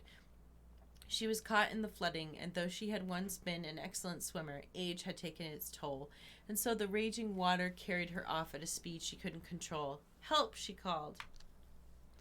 The crafty goblins had been running back to their cave under the big wooden house when they heard the beaver's cries. "We have to help the beaver," one goblin said. "You go one way and I'll go the other." They ran, keeping in touch with the gift of voice. Finally, one of them spotted her, twisting and tumbling in the river. But she was on the opposite side of the water, and the goblin could not reach her. "Brother," the sister goblin called out through the gift of voice. "I see her, but I can't get her. Maybe you can? I'll try." The goblin guided her brother so that he would hit the river in just the right spot to reach the beaver. The plan worked, and soon the second goblin appeared in just the right spot. "Beaver," he shouted, holding out a branch. "Grab hold of this." The beaver grabbed it, but in her panic, she pulled the goblin in too. "No!" cried his sister. She ran as hard as her legs could go, managing to outpace the river and get ahead of the beaver and her brother. Searching for some means of getting them out, she spied a low-hanging branch. They'd zip by it quickly, but if they were fast enough... "Brothers," she cried out through the gift. "You're coming up on a low-hanging branch. You'll zip by it quickly, but if you're fast enough..." "Got it," said her brother. And then he said to the beaver, "Get ready to grab a hold of a low-hanging branch. We're going to zip by it quickly, but if we're fast enough..." Suddenly, they were right in front of it and reached out, snagging hold. Though the water beat against them, trying to shake them loose, they pulled themselves along the branch back to dry land. When they were all safe, the very old beaver thanked the goblins. "But how?" she asked. "Did you know just where to find me? And how did you know that branch was coming?" The goblins shared a secret smile. "Just lucky, I guess," they said. And that is how the goblins saved the very old beaver from the flooding river, and how she never knew how they did it. Oh, I forgot to say. Look! Ollie and Allison. Aww. I wonder if there's other, like, little... Yeah. I'm going to take a quick pee break before we continue. Okay. You know what? I'm going to pee too. Everyone be good in the chat.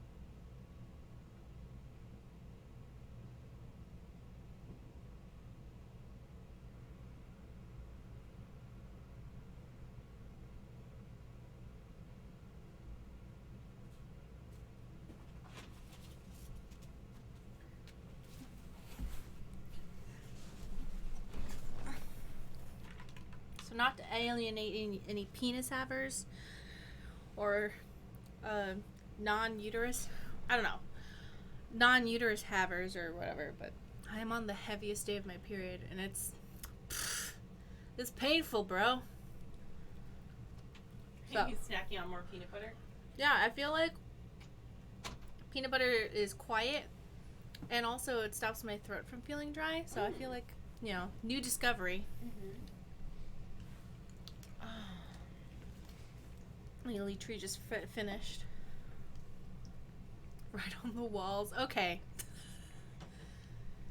I'm glad it's making Story time makes us sleepy. That's good. I'm glad. Because I love having those YouTube videos where you can just turn on and just go straight to sleep. Mm-hmm. And that doesn't mean somebody's boring. It actually means they're interesting enough to make me not think about what's stressing me out. Yeah, I have like my go-to like sleep podcast because I just kind of like, you know, the person reads in it's not even like an overly soothing voice. It's just kind of like even toned. Like, is it a true crime one? It's lore. Soon.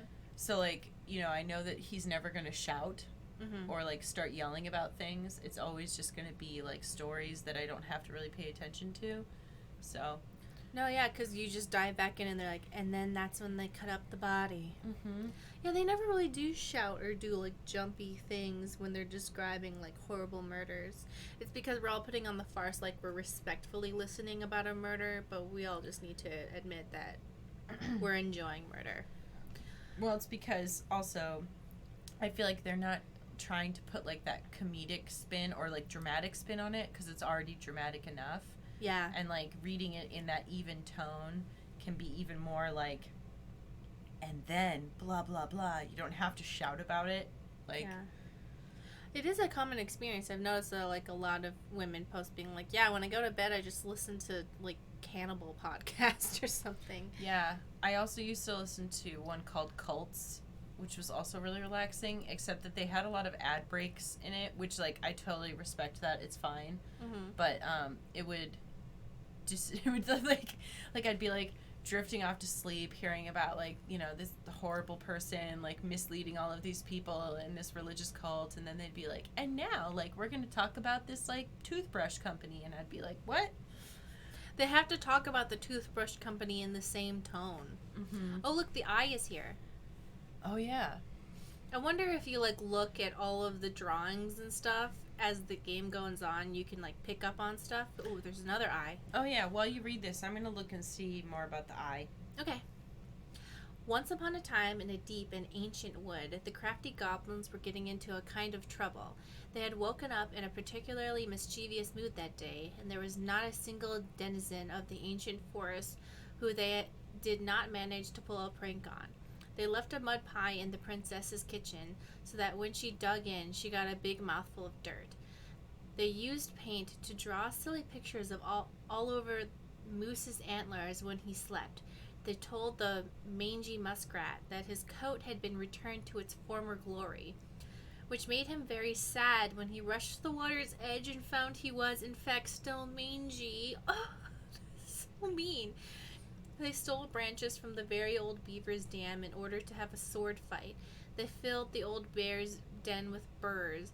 Every time they ran away in a fit of giggles, never stopping to consider whether their jokes had done any harm. All right, it's time for a little bit of intervention. They were on their way to fill the pious Pelican's beak full of bubbles when they were hoisted into the air by their legs. Though they thrashed and shouted, they found themselves staring into the face of the Ice King. All morning, he said, I have been hearing complaints about you two. They're just pranks, said the goblins.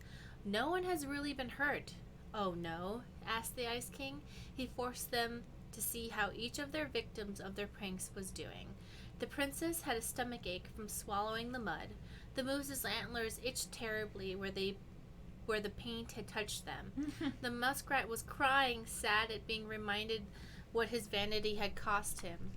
The very old beaver's den was flooded, and the old bear was trying to get burrs out of his fur, but finding most of them hopelessly tangled. "For your punishment," said the Ice King, "you must help each of them undo the harm you caused. If you do a good enough job of this, there will be no further punishment. If you do not, you will have to give me your noses, so that you can no longer stick them into other people's business." Now, the goblins liked their noses right where they were, in the middle of their faces, so they set about making things right. They baked a real pie for the princess and brewed her a tea that would settle her stomach. They scrubbed the moose's antlers clean and then covered them in soothing mud. They sat by the river with the muskrat, listening as he talked in great detail about his old coat, and they did their best to point out all the things that were still handsome about him, like his proud whiskers and sparkling eyes. They let very old Beaver rest while they repaired all the damage done to her den, and then finally they removed every burr from Old Bear's fur, even the ones that were hopelessly tangled. In the end, they came before the Ice King to see if they had done enough. The Ice King surveyed the forest and found that everyone seemed to be back to normal.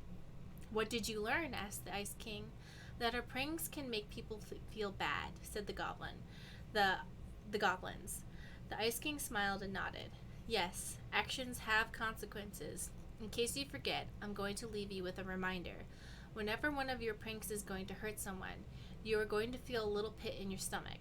That will be your punishment and your warning." So every time after the goblins set out to do pranks that went a little too far, they felt a little pit in their stomachs, and they were forced to consider whether it was the right thing to do. And they did the wrong thing anyway. Now I just added that last part. And that is how the goblins irritated the Ice King and how they were punished. I have a feeling like the Ice King is Allison's foster dad, the chief of police. That just seems to fit. So, basically, what I have learned about the evil eye is that it is, belief in the evil eye is basically the belief that somebody who glares at you while you're not suspecting it can, put a curse on you. Mm-hmm. And the evil eye talisman is supposed to protect against it. It's looking back. What? The talisman looks back for you. Oh, okay. So, so evil eye refers to both the talisman and the curse. It's very widespread because if you look at the Wikipedia article, it mentions cultures all over the place. So it kind of varies what they believe the talisman should be, what the talisman looks like, how it's used, etc. But I find it very interesting that all throughout but it did start in ancient Greece, apparently. That was the oldest mention that I saw. But I do think it's really funny how the origin of it is basically she glared at me and put a curse on me. That's the... How dare you look at me? Yeah, how dare you? Avert your eyes. So, eye talisman usually shields you from envy and people that look at you with any bad intention. Yep. So, yeah, so... Imp Emissary says, "We humans sure don't like being stared at." I'm sure it's a primal thing, because a lot of the things that we're scared of are pretty primal. Because when predators are going to eat you, they stare at you first. So, I can...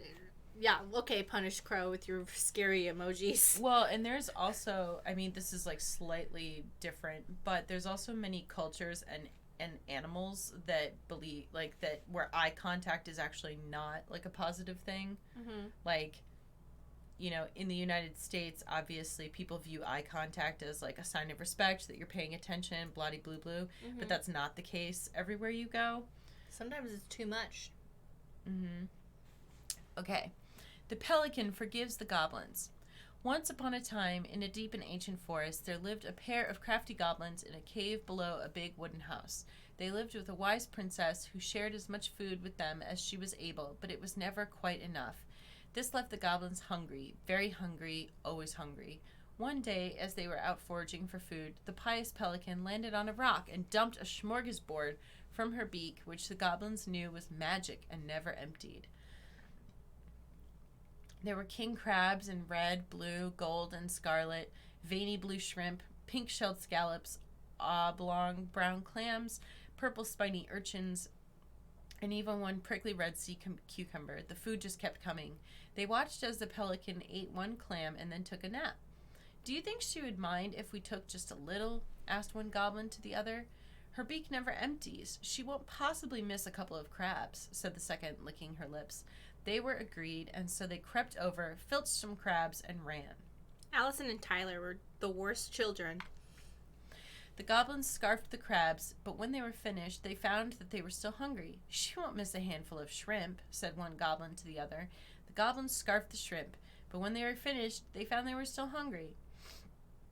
"Maybe also a few scallops," said one goblin to the other. The goblins scarfed the scallops, but when they were finished, they found that they were still hungry. So they went back for clams, and then urchins, and finally even the sea cucumber. Finally, they were not hungry, but there was also nothing left. Just then, the pelican woke up. "What happened to my food?" she asked. Unable to lie about it, the goblins confessed their crime.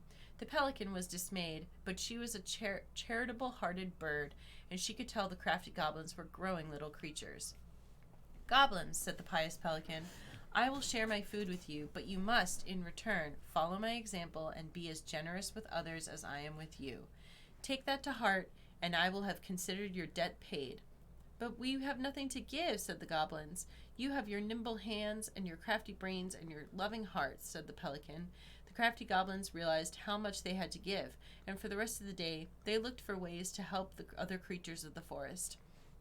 They found the stalwart moose struggling with an itchy, hard-to-reach spot on his back, and so they climbed up and gave it a good scratching.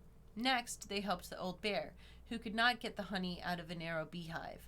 They climbed up to the top of a tree with the hive, and then dropped it, cracking it open. Finally, they found the princess crying over a loss she would not speak about, so they wrapped their little arms around her in a great big hug and stayed until she felt better. When they were done, they returned to the pious pelican. "Did it feel good being as generous as I am?" asked the pelican. It did," said the goblins. "I'm glad," said the pelican. "We all have problems that we can't solve on our own, and if everyone goes about with generosity in their hearts, then there is always someone on hand to help. But we all must commit to do so, or there may be no one there to help you when you need it." This made sense to the goblins, and they thanked the pious pelican for her food and the lesson. Of course, by this time, they were hungry again, and that remained an ongoing problem until the day the stalwart moose taught them to fish, but that is another story. And that is how the pious pelican forgave the crafty goblins and how she taught them charity. Does it feel good to be as perfect and holy as me? I know. How does it feel to, like, try and be as amazing as I am? How does it feel to be as good of a person as I am?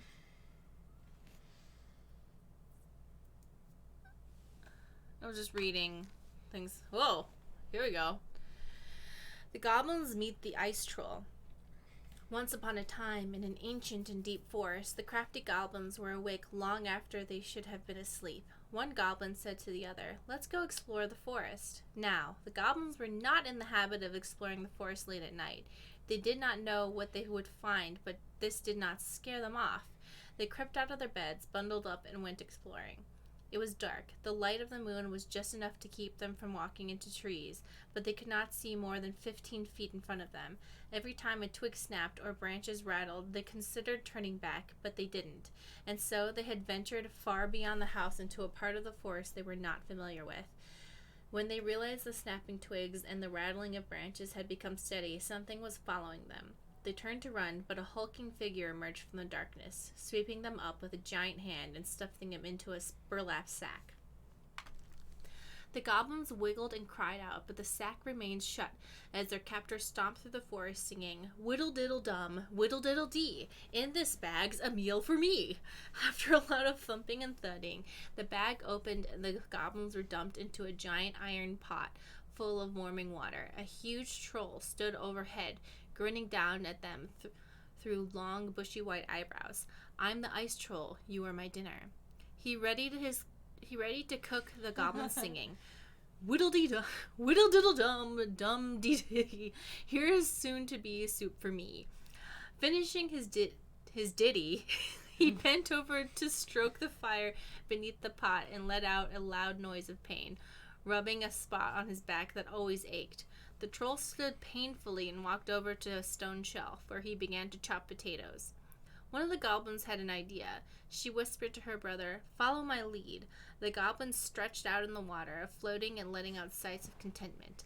"Ah," said one of the goblins, "this is the most relaxed I've ever been." "My body feels so good, I think I could run 100 miles without stopping," said the second. The troll peered at them. They weren't supposed to be happy about being in the cook pot, but they certainly looked like they were. "Troll," said the goblins, "if your back is hurting, you should try sitting in the water, just for a little bit, before it gets too hot." The troll stomped over. "But if I take you out, then you will escape, and there will be no soup for me." "Put us back in the sack," suggested the goblin, "then we can't run away." This made sense to the troll. The spot on his back that always ached was still bothering him, and the goblins couldn't go anywhere if they were trapped. So he stuffed the goblins back in the sack and climbed into the soup pot. He stretched out and let out a sigh of contentment. Meanwhile, the goblins threw themselves around in the sack until it began to swing. The troll was so relaxed, he didn't even notice. The bag dropped onto the shelf where the troll had been chopping potatoes, and the goblins pushed it up against the edge of the troll's knife, sawing a hole. Then they made a break for it. The troll finally noticed what they were doing and roared out in anger. But he was so relaxed that when he tried to chase them, he tumbled out of the cook pot into the flames, catching his bushy eyebrows on fire. The goblins ran and ran as fast as they could through the ancient and deep forest until they were back in their cave and safe in their beds. They vowed never to venture out in the ancient and deep forest late at night again, for they did not think they would get so lucky as to trick the ice troll twice. And that is the story about how the crafty goblins met the ice troll and why they never did it again. Wow, I can't believe Allison and Tyler Escaped a cannibal? escaped a cannibal. Yeah, Amazing. I can't believe that they actually were kidnapped by a human cannibal. Mm-hmm. That's weird. The goblins trick the muskrat. Once upon a time, in a deep and ancient wood, there lived a muskrat. The muskrat was a lazy, cowardly creature who did little but lay around in the sun, cleaning his beautiful coat until it shone. One day, the muskrat found the crafty goblins playing King of the Mountain on his favorite rock. He was too cowardly to confront them directly, and so he retreated to a safe distance and then pitched a stone right at the hornet's nest hanging overhead. One of the goblins saw him do it, but before she could say anything, the hornets emerged, furious, and chased the goblins away, stinging them. With the rock empty, the muskrat claimed his spot. When the goblins returned, they asked the muskrat, "Why did you do that?" "I don't know what you're talking about," he said, turning away to ignore them. The goblins knew that the muskrat cared for nothing but his coat, so they devised to steal it in order to teach him a lesson. As the muskrat lay in the sun, he spied the goblins strutting by. Their skin was covered in flecks of gold. "Goblins," said the muskrat, "what happened to make your skin shine that way?" "When we were attacked by the hornets, we ran and ran until we found a pool by the glacier. We dove in and then came out this way. Would you show me this pool?" asked the muskrat. The crafty goblins led the muskrat to a pool. The muskrat looked at the pool skeptically. "It looks like a pool," he said. The goblins chuckled and shrugged. "You don't have to jump in if you don't want to, but what do you lose if you try? And if it works, why, you will be the most beautiful creature in the whole of the forest." With visions of his splendid coat in mind, the muskrat jumped in. When he emerged, he was disappointed to find that nothing had changed. Said one goblin. "Maybe you have to be stung by the hornets first, just like us." The muskrat hesitated, because getting stung would be painful. Seeing his hesitation, the goblin added, "If it works, you will be the most beautiful creature in the whole of the forest." The muskrat decided it was worth it. So he returned to the hornet's nest and pitched a stone right at it. The hornets emerged, even more furious this time. They chased the muskrat, stinging him repeatedly, until he jumped into the magic pool. The muskrat was disappointed to find that, once again, nothing had changed. "I wonder if the magic only works for us," said one of the goblins. "Would you like me to jump in with your coat?" The muskrat hesitated. "If it works, you will be the most beautiful creature in the whole of the forest." With visions of his splendid coat in mind, the muskrat agreed. He slipped it off and handed it to the goblins. Without his coat, the muskrat was pale and covered in scabbing welts. Instead of jumping in the pool, one of the goblins ran away with the coat, laughing. The other pushed Muskrat into the frigid pool, and as water splashed the goblin, the gold flecks ran, revealing that they had only ever been painted on. The muskrat cried so pitifully and made such a clamor that he awoke the Ice King, who came down to the forest to see what had happened. When the Ice King saw the muskrat, he laughed, only further infuriating the creature. "Tell me what happened," said the Ice King. Both the muskrat and the goblins told their sides of the story, and the Ice King considered the case before him. "It is true that the muskrat is vain, and he thinks of nothing but himself," concluded the Ice King. "But he needs something to keep him warm in the water and the snow." So the Ice King was decided. The muskrat would get his coat back, but it would be patchy and unkempt. After that day, he became known as Mangy Muskrat. And that is how the goblins tricked the muskrat into giving up his coat and how he got his mane. I have a feeling they ruined somebody's toupee. Just some dude's toupee. Like, doesn't that make sense? Yeah. He's like, oh, I'm super vain, I'm into myself, and I wear a toupee because I'm embarrassed. First of all, if you're balding, own it like Patrick Stewart. It does make more sense than them literally skinning a person alive. Well, you know, they could have. Yeah. That could have happened. But it seems like maybe they just ruined somebody's toupee. Mm-hmm. It's Tom. Oh, yeah, because Tom is bald. I think there's no shame in balding. I think it's just a normal part of life. But I also understand, I've witnessed the anxiety it gives people who are losing their hair. Yeah. And, I have no negative feelings about it in case anybody's feeling bad about it. I think it's just a part of I think it's a shame that, like, with balding, wrinkles, and cellulite, a lot of things that are, like, very natural and happen to a lot of people, that society just pokes fun at it. And so then it becomes, like, something that people are very self-conscious about when, in fact, it's just extremely normal. Yeah. You know? Just like Patrick Stewart said when they were like, well, why? You're on the Enterprise. You would think in the future they would have fixed male pattern baldness. And he goes, in the future, they're probably past shaming people for being bald. And I was like, wow. He's like, in the future, why the fuck would people care that I don't have hair? Like, yeah. They have bigger thing to worry about. So. Now I'm imagining Tyler snatching a man's wig, says, heck me up. The moose teaches the goblins. Once upon a time, in a deep and ancient forest, the crafty goblins were hungry. This wasn't unusual. The goblins were always hungry, but today they were particularly hungry. They opened the wise princess's cupboards to look for snacks, but all she had was a small pile of nuts and berries, and just one strip of dried fish. The goblins grabbed it all and gobbled it up, but they were still hungry.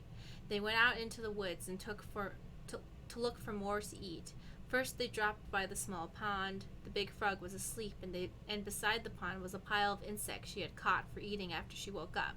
The goblins crept up to the pile carefully, not to wake the big frog, and they got close. She ribbited loudly and they froze. But the big frog kept sleeping, so they grabbed up the pile of insects and gobbled it up, but they were still hungry. Here is an edited section. As they crept back into the woods, they found the stalwart moose watching them. Did you just steal the big frog's food? The goblins tried not to look guilty, but failed. She said we could have them, they cried. Oh, really? Asked the moose. Let's ask her. So Moose woke up Big Frog and asked, did you say the goblins could have your food? The big frog looked at the goblins, who she knew were always hungry, and nodded. Yes, I did. Really? Asked the moose, surprised. Frog nodded, and the moose sighed. All right then, he said, and he had to let the goblins go. Their next stop was the river. They watched as Old Bear swiped at leaping salmon, catching it deftly in his large paws.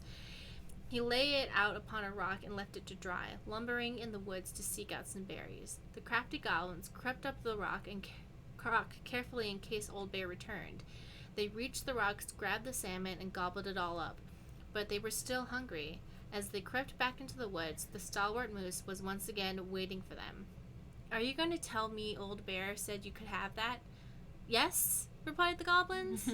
And here's another edited part. Old Bear ambled up at the moment, and Moose asked him, did you leave that fish for the goblins? Old Bear looked at the goblins, who he knew were always hungry, and nodded. "I did," he said. "Really?" asked the moose.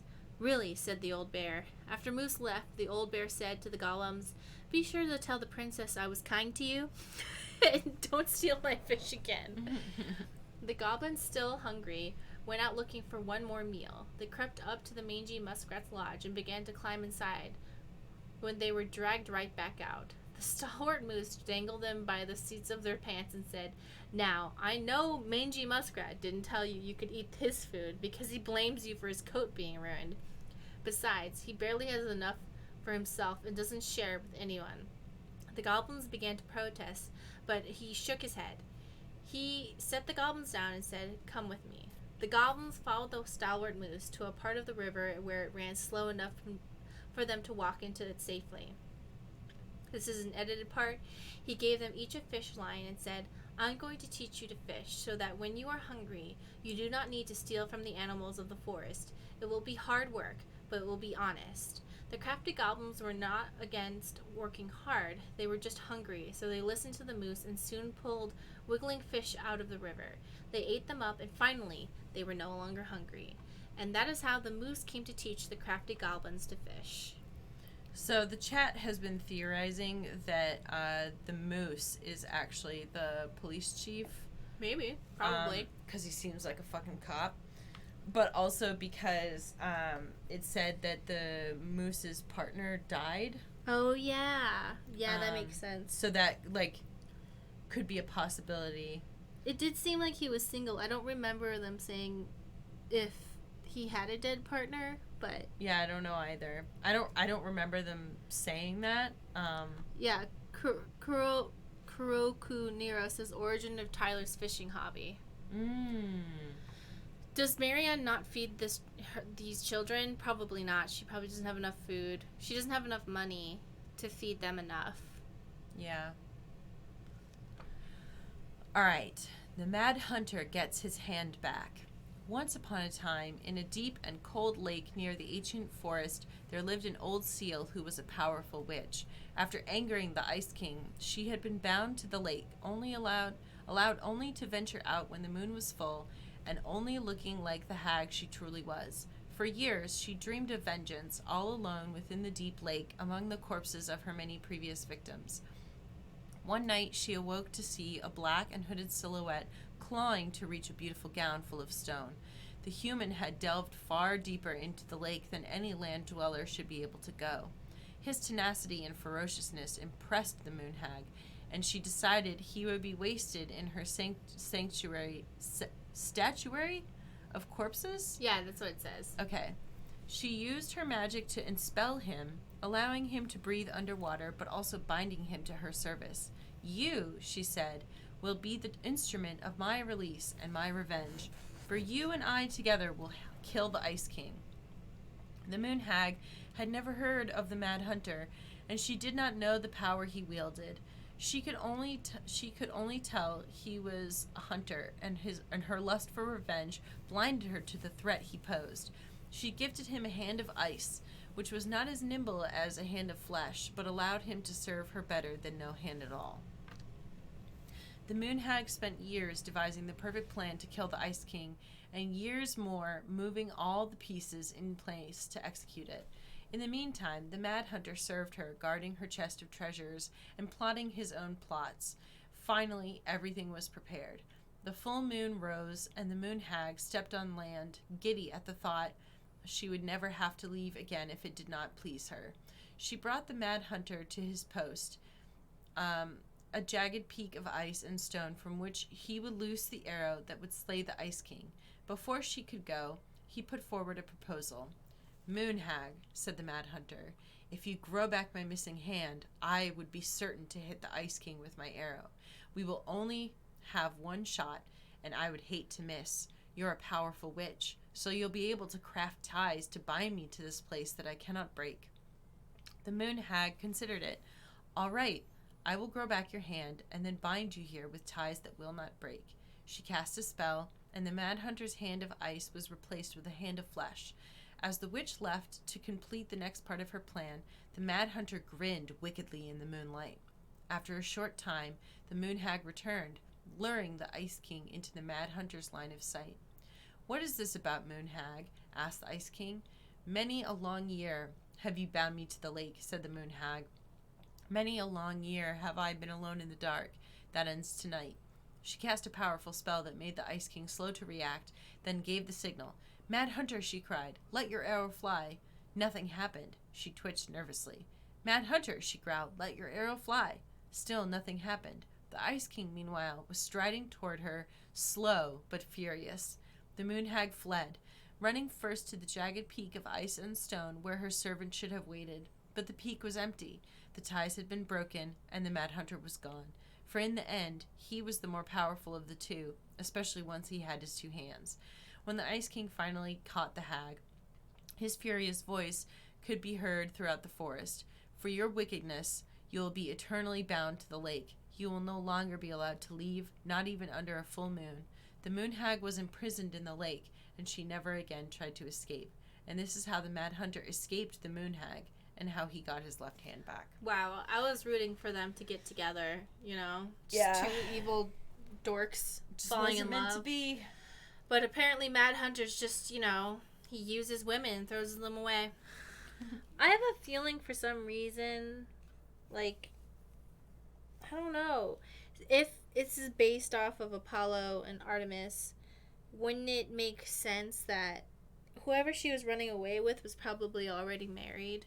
Running away from, the mom was running away from, was probably already married, and the wife was probably also pissed. Definitely. That would definitely make sense, because it was like, oh, yeah. Like, I would assume that the dad would probably, or the bio dad, I should say, is probably a dick. But also, you know, if you're running away from, like, a nightmare person, they're probably, like, married. They have a wife who's mad at the other woman instead of, you know. Yeah, well, because that was, like, Hera's whole deal with Leto. Mm-hmm. Maybe his wife is the golden lady. Yeah, that makes sense. Mm-hmm. It might be one of those things where, like, I got you pregnant, therefore those children are my property more than those children are children. Mm-hmm. If that makes sense. Mm-hmm.